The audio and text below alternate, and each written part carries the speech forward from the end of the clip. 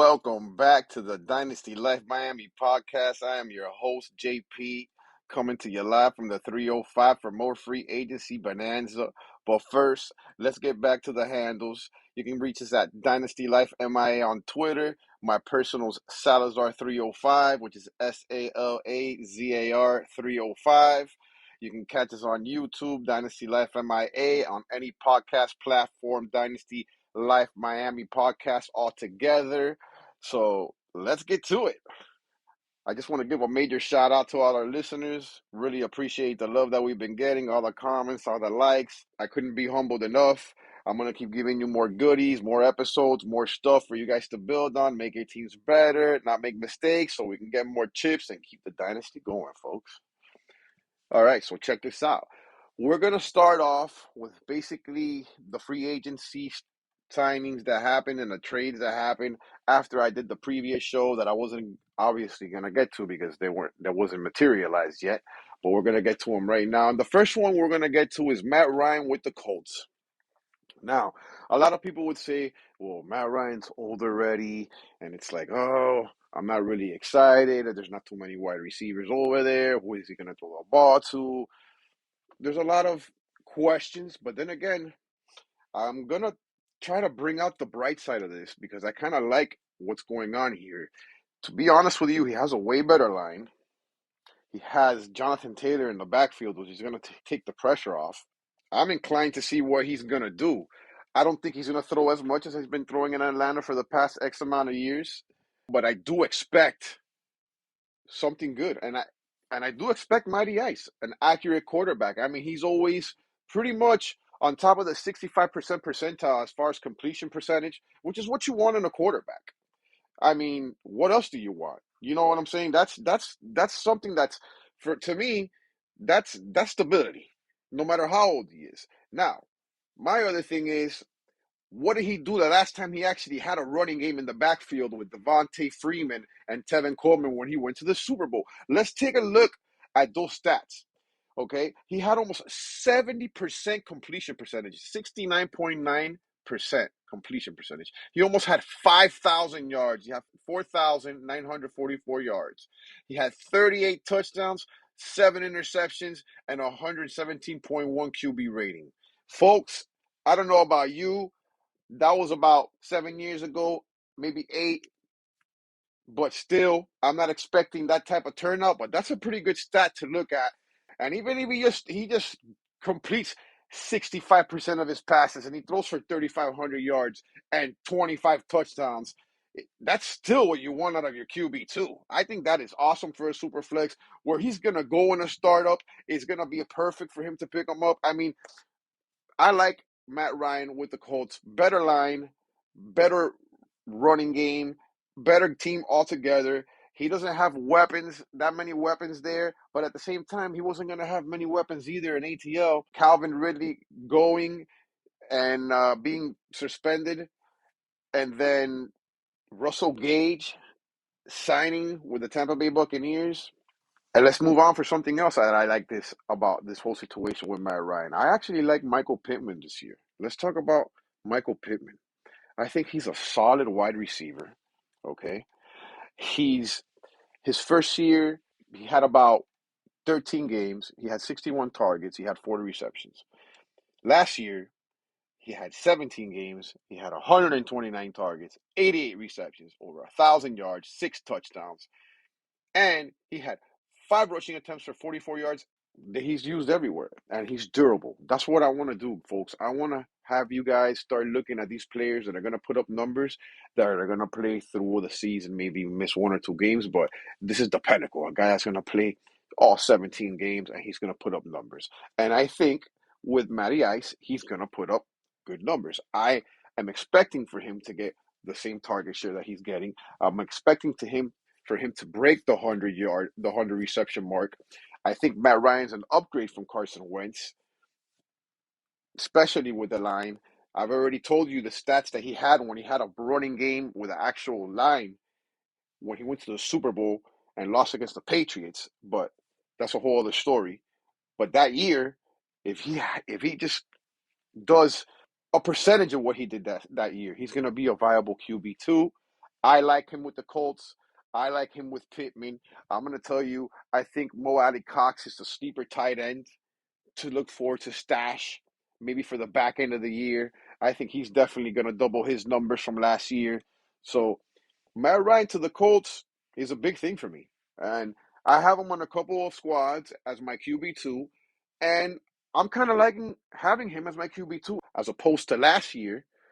I wasn't really feeling him as my QB2. I was dreading it, but Atlanta was a mess. Now he has a whole new scene here in Indianapolis, breath of fresh air, and I'm expecting Matt Ryan to do great. I really am. I think he's going to have better numbers than last year for sure. And to me, it's all who he gels with. He's going to throw it to who's open. And I think that's why Mo Alley Cox is a sleeper tight end. Maybe he starts producing from the beginning of the year, but I like him more as a stash for the middle towards the end of the year and just in case you have any tight ends in your squad, you can never have too much tight end depth, especially for the end of the season to get into the playoffs. You need that. Things happen. Last couple of years, we've had all these COVID designations. Hopefully, that's going away this year, coming up in 2022. No more of that. So, yeah, I really, really like Michael Pittman. I like Matty Ice with Jonathan Taylor in the backfield. That line, don't sleep. If you have him, awesome. You might want to get rid of him if you're rebuilding. Maybe somebody's high on him. If you're rebuilding, that's a perfect quarterback to get rid of. He's already towards the end of his career. You might want to get whatever you can for him. If you have somebody that's excited about it, kind of like I am, try to get something for him if you're in a rebuild. If you're not in a rebuild and you're contending and he's your QB2, I kind of be feeling saucy about that right now. On to the next one. We're gonna go on and let's talk about Marcus Mariota now filling in for Matt Ryan in Atlanta. Okay, folks, I'm on the fence here, kind of like how I was with Mitchell Trubisky in Pittsburgh. Although I think Mitchell Trubisky is kind of a little bit more solid in that offense because he has weapons around him. As to Mariota, like I just explained with Matt Ryan, he really has nothing. He has a sophomore tight end coming in, but he's a beast. He's an ultimate beast. But I mean, what else does he have? Patterson's a great weapon. Like I said with Trubisky, I'm going to tell you now, I would wait to the end of the rookie draft to see what Atlanta's going to do, just like I told you in the last show with Trubisky, to give anything up for this guy, whether it's a first or a second, however highly you feel or you want to do. I would personally wouldn't give up a first for either Trubisky or Mariota pre or post draft because they're only 2-year contracts. So that's not something I want to give up, especially 2023 coming up next year. That's not something you want to do, in my opinion. My advice to you, don't do it. Wait at least till the rookie draft is done to go ahead and chase him if you really need a quarterback that bad and you need the quarterback back that bad. He's going to have Patterson. He's going to have a couple weapons. Let's see who they draft. I'm dying to see who they draft. We already know the tight end in Kyle Pitts, what he's going to be, what his seating is expected to be. So let's see what happens.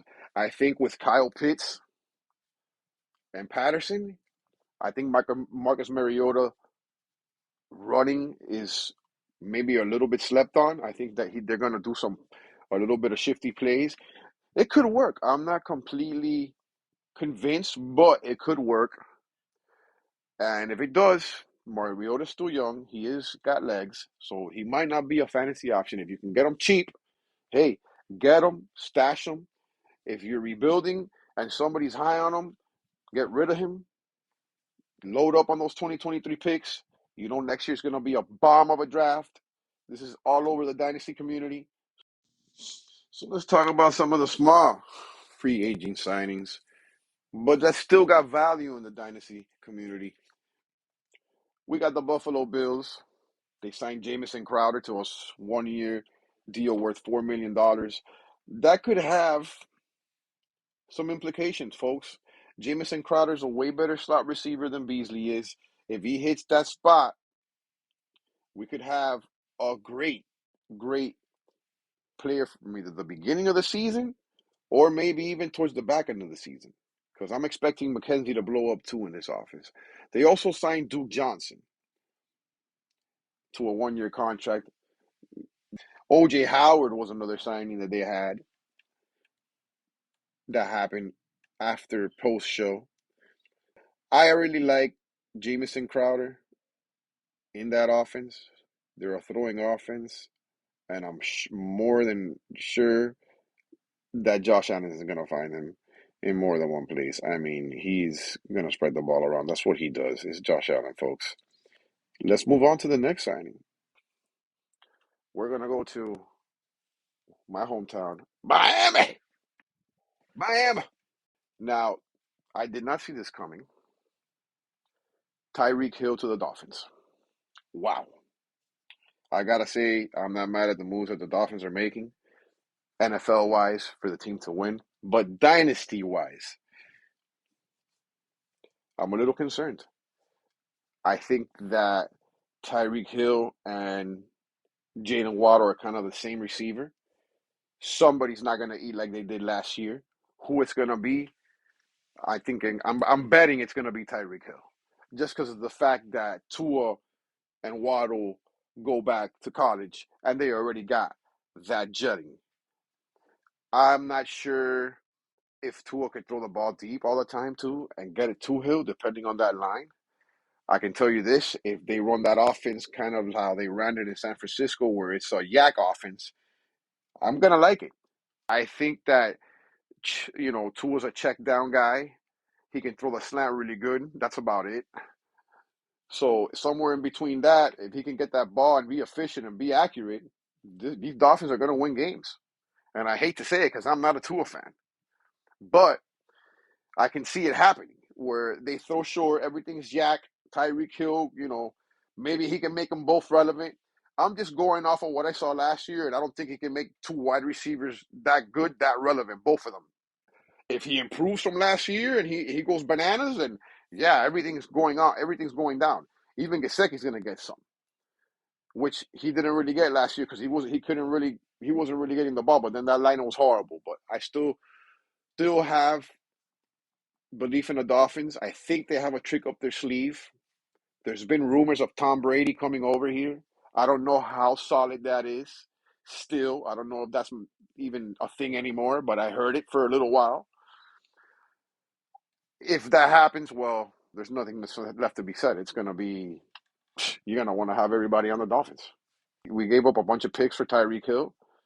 I want to see who we get with whatever picks we have left in the draft. But I think if this offense gets ran how Shanahan ran it in San Fran with our new coach in McDaniels, I think it's going to be a problem, even with Tua in at the helm. They just got to make short throws and they have a little play action and he gets to throw it deep and he actually starts hitting Hill in those deep throws. It could happen. I just think from what I saw last year in Tua that one of them's going to be really relevant. The other one's going to have on games and some off games. It's not going to be one of them's going to be inconsistent. If not, both of them eating at each other each game, and they don't score. Maybe they cancel each other out and they eat at each other's targets. Maybe that's what happens. I don't know, but for Dynasty, I'm not trying to have Tyreek Hill.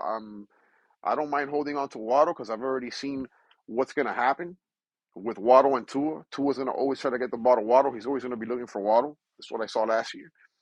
And they're young. I'm really excited to see what happens. I think it could work, even with Tua taking the snaps, starting. I'm a little excited. I don't even like to say I'm excited anymore when it comes to actual NFL football and the Dolphins. That's why I started playing Dynasty, because I'm a total Dynasty degenerate. I love Dynasty. Let's keep it going. And one thing I wanted to say about this before I keep it going. Last show I was talking about Juju Smith-Schuster and maybe him getting 100 targets or more. I think Juju Smith-Schuster is even more to the moon right now. Even though the year that he did have his 166 targets and 111 receptions with over 1,400 yards and 7 TDs, Antonio Brown was on the field. But in 2020, when he had his 128 targets and 97 receptions with 831 yards and 9 TDs. There was nobody there. So he's done it with an alpha on the field and without an alpha on the field, and now he has a way better quarterback. They've signed Scatling. They signed Ronald Jones. They signed Corey Coleman. Like these little signings. They still have Josh Gordon. But for me, I think Juju's getting well over 100 targets. It's all about how much of a rapport he can build with Mahomes, but I'm so excited for Juju right now. I was already excited for Juju before this trade. Now I'm really excited for Juju. All bearing any injury. I love Juju this year, regardless of how Kansas City does in that crazy stacked division with talent on the offensive side of the ball, even the defensive side of the ball. We're gonna have to see. We're gonna have to see. But I'm telling you, if you have Juju on your team and you're contending, I say keep him. If you have Juju on your team and you're not contending, I say you feel it out. If you got somebody that's offering you a lot or something that he's worth more than right now, you take it.